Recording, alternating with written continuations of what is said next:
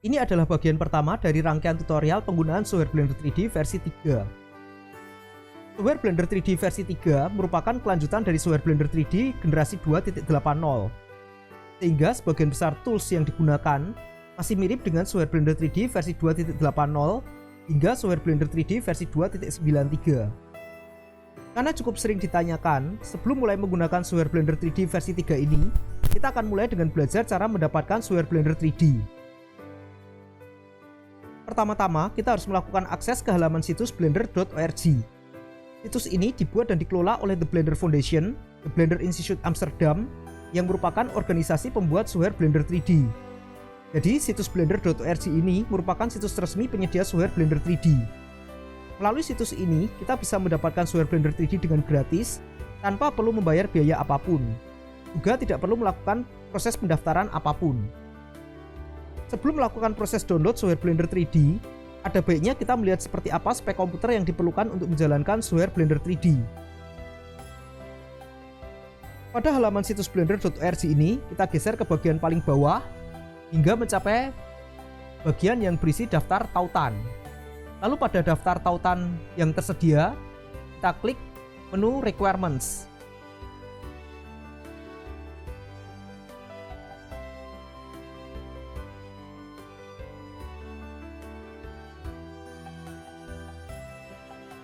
Pada halaman requirements ini disajikan dua kelompok spek komputer untuk menjalankan software Blender 3D.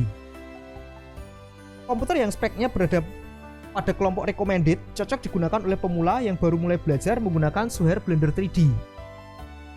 Spek yang termasuk dalam kategori recommended ini dipastikan bisa menjalankan software Blender 3D tanpa mengalami masalah hardware, sehingga pemula yang baru mulai belajar menggunakan software Blender 3D bisa lebih fokus belajar menggunakan software Blender 3D tanpa perlu dipusingkan oleh masalah-masalah yang ditimbulkan akibat hardware yang kurang memadai. Komputer yang speknya berada di antara kelompok minimum hingga recommended cocok digunakan oleh pengguna yang sudah cukup berpengalaman di bidang pembuatan model 3D dan pembuatan animasi 3D. Karena pengguna yang sudah berpengalaman sudah paham penggunaan tools dan trik-trik khusus penggunaan software animasi 3D, sehingga keterbatasan hardware tidak terlalu menghambat pekerjaan. Tapi untuk pengguna pemula yang baru mulai belajar menggunakan software Blender 3D, spek ini sangat tidak disarankan, karena proses belajar menggunakan software Blender 3D bisa terhambat oleh berbagai masalah yang ditimbulkan akibat keterbatasan kemampuan komputer. Dan terakhir, spek komputer yang hanya memenuhi persyaratan pada kelompok minimum sebaiknya tidak digunakan, apalagi oleh pemula yang baru mulai belajar menggunakan software Blender 3D. Karena komputer yang speknya hanya memenuhi persyaratan dalam kelompok minimum ini hanya sekedar bisa digunakan untuk membuka software Blender 3D. Tapi setelah itu tidak ada jaminan bahwa software Blender 3D bisa berjalan dengan lancar. Berbagai masalah seperti lag, lambat atau lemot, not responding, freeze, force close, hingga blue screen of death bakal sering dialami oleh pengguna komputer dengan spek yang termasuk pada kelompok minimum ini. Dan sebagai tambahan, meskipun di sini ditampilkan daftar berbagai merek VGA card yang bisa digunakan untuk menjalankan software Blender 3D, namun pada kenyataannya software Blender 3D lebih cocok jika menggunakan VGA card produk dari Nvidia. Karena itu, jika masih pemula yang baru mulai belajar menggunakan software Blender 3D, lebih baik pastikan bahwa komputer yang digunakan menggunakan VGA card produk dari Nvidia. Daftar VGA card yang bisa digunakan dari produk Nvidia tersedia pada halaman ini. Jadi bisa memilih seri-seri VGA card yang ditampilkan dalam daftar ini. Jadi harap dimengerti, meski software Blender 3D gratis, tapi komputer yang digunakan untuk menjalankan software Blender 3D tidak bisa menggunakan komputer dengan spek gratisan. Sebagai software animasi 3D, software Blender 3D tetap memerlukan komputer dengan spek yang memadai untuk pembuatan animasi 3D. Setelah memahami spek komputer yang diperlukan untuk menjalankan software Blender 3D dan memastikan komputer yang digunakan memadai untuk menjalankan software Blender 3D, kita bisa melakukan proses download software Blender 3D. Pada bagian atas halaman situs ini, kita bisa klik menu download.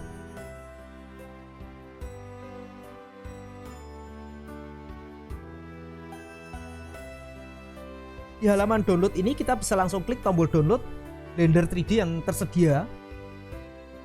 Tapi lebih disarankan untuk memilih sendiri versi installer Blender 3D yang akan di-download dengan mengklik tombol macOS, Linux, and other version yang tersedia. Saat kita klik tombol ini, akan ditampilkan daftar berbagai versi installer software Blender 3D yang tersedia, seperti installer untuk sistem operasi Windows, macOS, dan Linux. Untuk pengguna Windows, lebih disarankan jika mendownload versi instalasi software Blender 3D versi portable atau zip.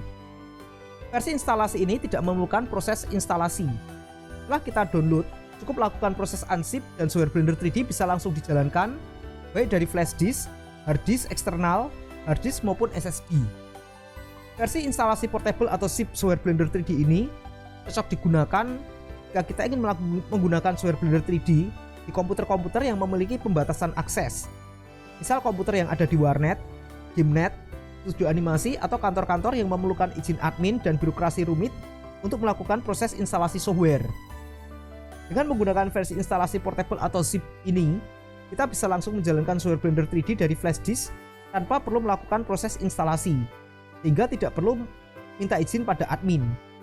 Jadi kita bisa klik pilihan Windows Portable atau zip ini, lalu setelah proses download selesai, kita bisa lakukan proses unzip software Blender 3D, dan setelah itu bisa langsung menjalankan software Blender 3D. Ini adalah tampilan awal software Blender 3D versi 3.1 ketika pertama kali dijalankan. Di sini ditampilkan splash screen dengan pengaturan awal software Blender 3D. Opsi pengaturan awal ini hanya ditampilkan sekali saat software Blender 3D pertama kali dijalankan. Dan setelah itu opsi ini tidak akan ditampilkan lagi. Untuk saat ini kita tidak akan melakukan pengaturan apa-apa pada opsi pengaturan ini. Jadi kita akan menggunakan setting default yang disediakan oleh Blender 3D. Kita cukup klik tombol next. Dan kemudian kita klik di sembarang tempat untuk memulai penggunaan software Blender 3D. Pada bagian pertama ini kita akan mulai dengan belajar mengatur interface atau antarmuka pemakai dari software Blender 3D versi 3.1. Ini adalah tampilan interface atau antarmuka pemakai software Blender 3D versi 3.1. Interface utama software Blender 3D dibagi menjadi bagian-bagian yang disebut sebagai panel.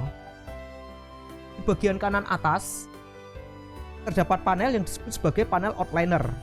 Pada panel ini ditampilkan seluruh objek yang terdapat dalam file yang sedang kita kerjakan. Di bawah panel outliner terdapat panel yang disebut sebagai panel properties. Panel properties berisi parameter-parameter yang berhubungan dengan proses pembuatan model dan animasi di Blender 3D. Pada panel properties terdapat beberapa tab atau subpanel lainnya. Masing-masing subpanel berisi parameter-parameter khusus yang sesuai dengan subpanel tersebut. Di bagian bawah terdapat panel yang disebut sebagai panel timeline. Panel ini digunakan untuk proses menggerakkan objek atau kita sebut proses pembuatan animasi. Di bagian paling bawah terdapat bagian yang disebut sebagai status. Pada bagian ini ditampilkan opsi-opsi perintah yang sesuai dengan perintah yang sedang kita aktifkan. Dan di bagian tengah terdapat panel yang memiliki ukuran paling besar. Panel ini disebut sebagai panel 3D viewport atau sering disingkat sebagai viewport. Panel 3D viewport mewakili pandangan kita ke ruang 3-dimensional software Blender 3D. Panel ini merupakan panel utama yang digunakan untuk membuat model 3D, mengolah model 3D, dan menggerakkan model 3D. Jadi sebagian besar pekerjaan kita di software Blender 3D menggunakan panel 3D viewport ini. Masing-masing panel memiliki bagian yang disebut sebagai header.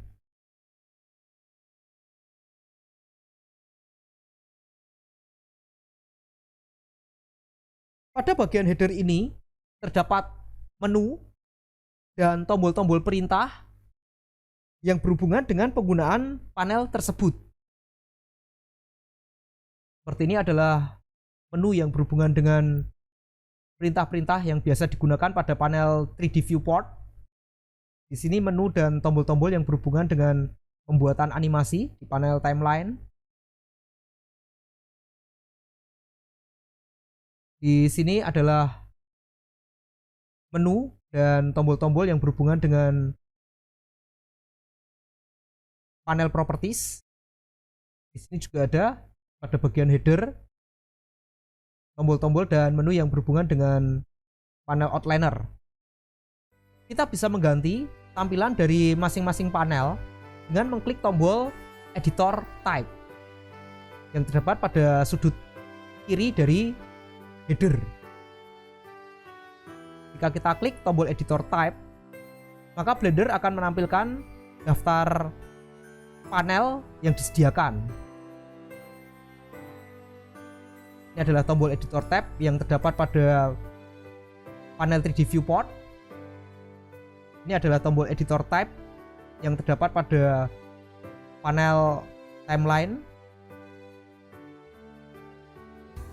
Di sini adalah tombol editor type yang terdapat pada panel properties. Dan ini adalah tombol editor type yang terdapat pada panel outliner. Kita bisa ganti, misal di sini panel 3D viewport. Kita klik tombol editor type, lalu kita klik properties, maka di sini akan berubah tampilannya menjadi tampilan yang sama dengan isi dari panel properties. Kita ganti jadi outliner, maka akan ditampilkan tampilan yang sama seperti pada panel outliner. Dan kita bisa kembalikan ke 3D viewport. Ini panel outliner juga sama. Jika diperlukan, kita bisa klik tombol editor type, lalu kita ganti dengan properties hingga kita punya dua panel properties atas bawah. Kita bisa klik, kita ganti menjadi 3D viewport, dan kita bisa mendapatkan tampilan kedua dari panel 3D viewport di sini. Kita kembalikan jadi outliner. Ini kita akan belajar mengatur ukuran panel. Kita bisa mengatur ukuran panel, memperbesar dan memperkecil panel sesuai dengan keperluan kita masing-masing. Kita arahkan kursor ke pertemuan panel hingga bentuk kursor berubah menjadi panah dua arah. Saat bentuk kursor berubah menjadi panah dua arah, tekan tombol kiri mouse, lalu kita geser mouse. Ini adalah pertemuan panel 3D viewport dan panel timeline. Saat bentuk kursor berubah menjadi panah dua arah, tekan tombol kiri mouse, lalu kita geser. Di sini adalah pertemuan dari panel outliner dan panel properties. Saat bentuk kursor berubah menjadi panah dua arah, kita tekan tombol kiri mouse, lalu kita geser mouse. Ya, jadi ini adalah cara mengubah ukuran panel hingga mencapai ukuran sesuai yang kita perlukan.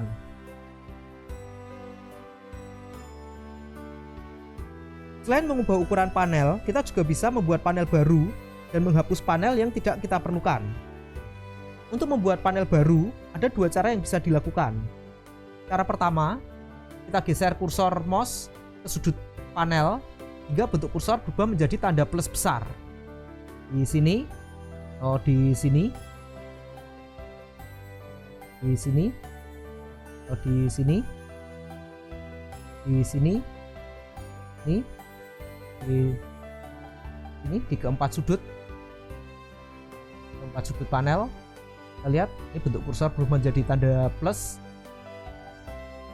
Nah, ini di sini di sudut kiri atas, sudut kanan atas, sudut kanan bawah, dan sudut kiri bawah. Saat kursor berubah bentuk menjadi tanda plus, kita bisa tekan tombol kiri mouse, lalu kita geser mouse hingga terbentuk panel baru. Setelah panel baru mencapai ukuran yang kita inginkan, kita bisa lepaskan penekanan tombol kiri mouse. Dan kita bisa atur ukuran panel baru. Ini juga sama, kita bisa arahkan kursor ke sudut hingga berubah menjadi tanda plus besar. Tekan tombol kiri mouse, kita geser mouse. Ini. Dan kemudian setelah kita membuat panel baru, kita bisa ganti tampilan editor tab-nya. Kalau di sini kita jadikan panel 3D view. Ini. Kalau di sini kita jadikan panel properties. Jadi ini adalah cara pertama untuk membuat panel baru. Untuk cara yang kedua, kita bisa arahkan kursor ke pertemuan dua panel hingga bentuk kursor berubah menjadi panah dua arah. Pada saat ini, klik tombol kanan mouse hingga muncul menu area option. Pada menu area option, kita bisa pilih perintah vertical split atau horizontal split. Kita coba dengan vertical split, akan muncul garis abu-abu tegak di sini. Kita geser hingga mencapai ukuran yang kita inginkan. Lalu kita klik tombol kiri mouse. Buah panel baru akan terbentuk. Kita juga bisa coba klik kanan, kita gunakan horizontal split, muncul garis abu-abu mendatar. Kita geser kira-kira di sini, klik tombol kiri mouse, panel baru terbentuk. Di sini kita arahkan kursor hingga berubah bentuk menjadi panah dua arah. Klik tombol kanan mouse, kita gunakan horizontal split, kita geser garis abu-abu terang yang muncul, klik tombol kiri mouse. Ya, ini adalah cara membuat panel baru.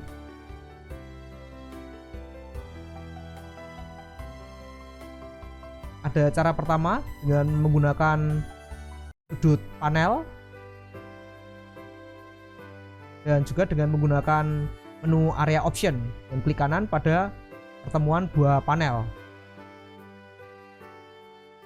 Kita bisa terus menambah panel selama monitor komputer yang kita gunakan sanggup menampung seluruh panel tersebut. Pada saat ini kondisi layout atau interface dari Blender 3D saat ini sudah berantakan sekali. Ada sekian banyak panel yang bertumpuk-tumpuk. Jadi saat ini ada panel-panel yang tidak kita inginkan dan perlu kita hapus. Kita bisa menghapus panel-panel yang tidak kita perlukan. Cara menghapus panel, kita hanya bisa menghapus panel yang memiliki ukuran sama. Jadi seperti ini, kita bisa menghapus panel kiri ke kanan, tapi kita tidak bisa menghapus panel dari bawah ke atas, karena panel yang di atas ini lebih besar ukurannya dari panel yang ada di bawah. Kita akan coba mulai menghapus satu demi satu panel. Kita bisa arahkan kursor ke pertemuan dua panel hingga bentuk kursor berubah menjadi panah dua arah seperti ini. Klik tombol kanan mouse, lalu pada menu area option kita bisa klik perintah join area. Kita klik perintah join area, kita arahkan kursor ke salah satu panel yang ingin kita hapus. Panel yang akan kita hapus warnanya akan berubah menjadi gelap, dan panel yang kita pertahankan warnanya akan terlihat lebih terang. Kita coba hapus ke kanan. Lalu di sini kita akan hapus atas bawah. Arahkan kursor ke pertemuan dua panel hingga berubah menjadi panah atas bawah.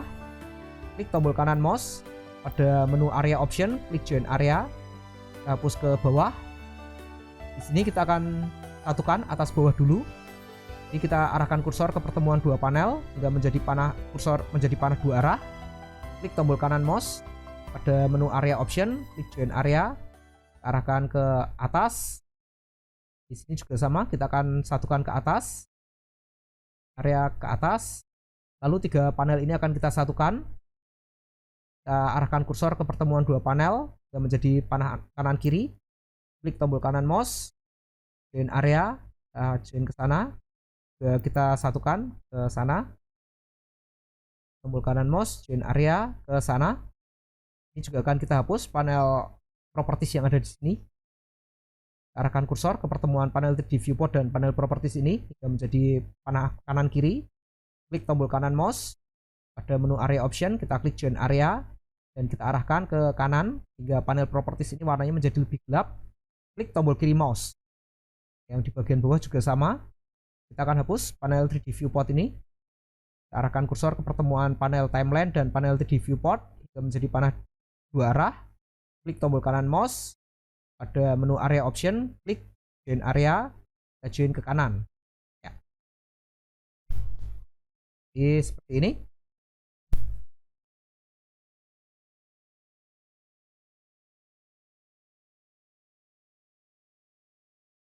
Ya.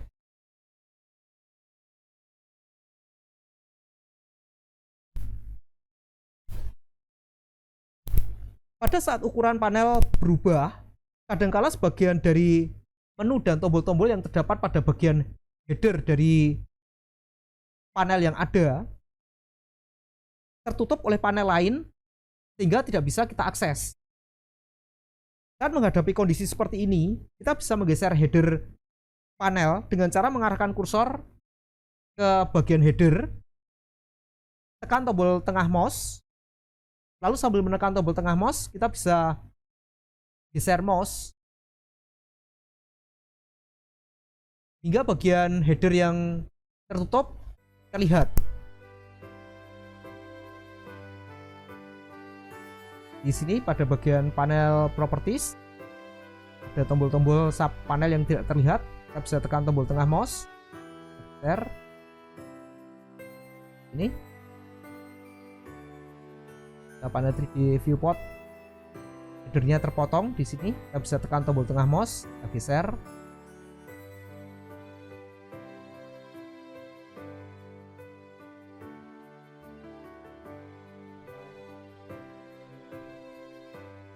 Ya, cara ini berlaku untuk semua bagian dari interface Blender 3D yang tertutup sebagian. Jadi untuk tool-tool atau menu-menu yang nanti tertutup sebagian, kita bisa gunakan cara ini dengan menekan tombol tengah mouse, lalu kita geser untuk menampilkan bagian-bagian yang tertutup. Di bagian atas dari interface software Blender 3D versi 3.1 ini terdapat tab-tab yang disebut sebagai workspace atau layout. Seluruh workspace atau layout ini sebenarnya menampilkan file Blender yang sama, tapi dengan tata letak interface yang berbeda-beda. Masing-masing workspace, tata letak panelnya sudah disesuaikan agar sesuai dengan kebutuhan pekerjaan yang akan dilakukan. Misal di sini adalah workspace modeling. Di sini sudah ditampilkan. Panel timeline tidak ada di sini karena pada pembuatan model kita tidak memerlukan panel timeline. Lalu untuk animation di sini ini panel timeline ditampilkan dan juga ada panel drop sheet. Di sini ada tampilan panel 3D viewport dengan mode render, panel 3D viewport, dan seterusnya. Ada cukup banyak di sini workspace yang disediakan. Kita bisa arahkan kursor ke tab-tab workspace atau layout ini, tekan tombol tengah mouse menjadi panah kanan kiri, kita geser mouse sambil menekan tombol tengah mouse untuk melihat daftar workspace yang ada. Kita kembali ke workspace layout ya di sini. Ya, jadi saat kita melakukan pengaturan interface seperti membuat panel baru, menyatukan panel, lalu mengubah ukuran panel seperti ini. Saat kita simpan file Blender 3D ini, maka tata letak interface yang kita lakukan ini akan ikut disimpan juga. Dan sayangnya Blender 3D tidak menyediakan perintah atau cara untuk mereset tata letak dari interface yang sudah kita buat agar kembali ke kondisi awal seperti saat software Blender 3D baru pertama kali dibuka. Salah satu cara yang bisa dilakukan agar kita bisa mereset tata letak interface software Blender 3D ini adalah dengan membuat workspace sementara. Kita akan coba kita membuat file baru dulu. Klik menu File, New, General. Kita tidak akan simpan, jadi don't save. Ini adalah tampilan default. Kita akan coba membuat workspace baru yang merupakan salinan dari workspace layout ini sebagai workspace sementara yang akan kita edit-edit supaya nanti kita bisa kembali ke tampilan default ini dengan cepat. Kita arahkan kursor ke tab workspace layout, klik tombol kanan mouse, lalu pada menu layout yang muncul kita bisa klik perintah duplicate. Ini kita akan mendapat layout baru dengan nama layout.001. Ini adalah layout default yang disediakan oleh Blender 3D. Kayaknya tidak kita sentuh. Lalu ini adalah layout yang baru kita buat yang merupakan salinan dari workspace layout. Kita akan ganti nama layout.001. Kita klik 2 kali pada nama layout ini, lalu kita hapus. dan tombol backspace dan kita ketik latihan. Setelah kita buat layout baru dengan nama latihan, tampilannya masih sama persis dengan workspace layout. Ini pada workspace latihan kita bisa atur, misal ini kita ubah ukuran panel, atau kita buat panel baru di sini.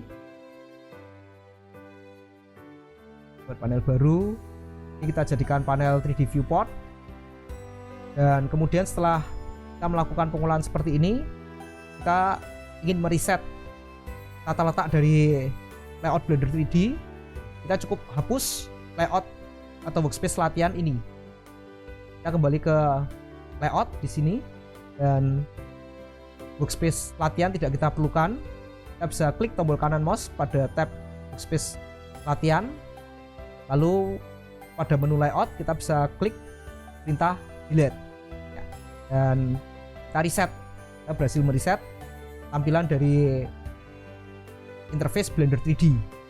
Jadi ini adalah dasar-dasar mengatur interface atau antarmuka pemakai dari software Blender 3D versi 3.1. Kita akan akhiri dulu sampai di sini. Terima kasih, semoga bermanfaat.